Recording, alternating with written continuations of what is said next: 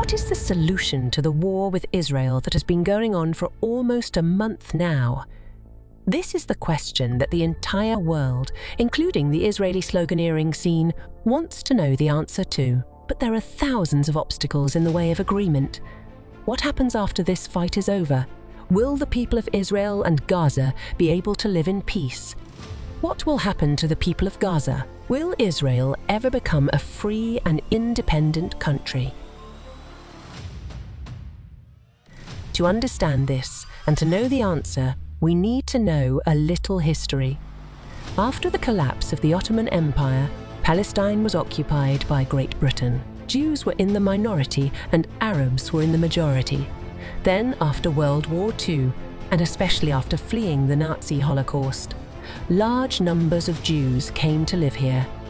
Then the tension between Arab and Jewish people began. In 1947, the United Nations voted to divide Palestine into two parts, which was then invaded by 5 Arab countries when Israel was established.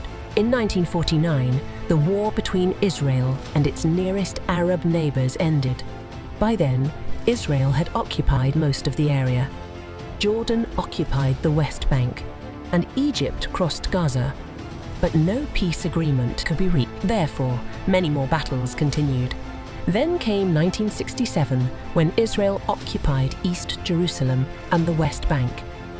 Israel considers Jerusalem as its capital, while the Palestinians consider East Jerusalem as their future. Now, we know what are the obstacles for the Palestinian people to become an independent nation. The territories Israel has occupied and the lands it took in 1967. Will he return 100% of it? It doesn't sound easy. And the reality is that a leader will never accept anything less than 100%. Over the past 50 years, Israel has built many Israeli settlements in the West Bank and East Jerusalem.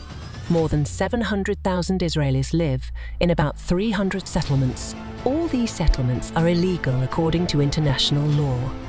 It is believed that this is a major obstacle from the point of view of the two countries living together. It is also believed that the way Israel is expanding the settlements raises the question of whether it will allow the creation of an independent state. If Palestine becomes a full-fledged nation, these settlements will have to be vacated. But Israel has the most right-wing government in its 75-year history. Many of these ministers believe that Israel should also occupy the West Bank.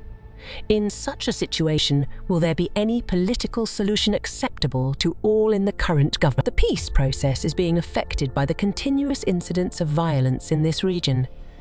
Now today, in the attack on October 7, hundreds of people were killed in this way. Many were injured and hostages were also taken. More than 10,000 people were killed in Israel's revenge. In such a situation, will anyone accept the Declaration of Independence of Palestine? There is a question on this. The Hamas group was founded in 1987, and the Palestinian National Movement split after that. This weakened Yasser Arbat's Palestine Liberation Organization, which had been supporting Fatah. We, the masked, took control of the king, and since then we, the masked, are the rulers of Gaza, and Fatah is the ruler of West Bengal. Then will these two good things come together for a nation? This cannot be said either. This is not the only difficulty. The position of the United States and the Arab governments also complicates the matter. Donald Trump officially recognized Ya Rasulullah in this year's capital election. Jerusalem as the capital of Israel.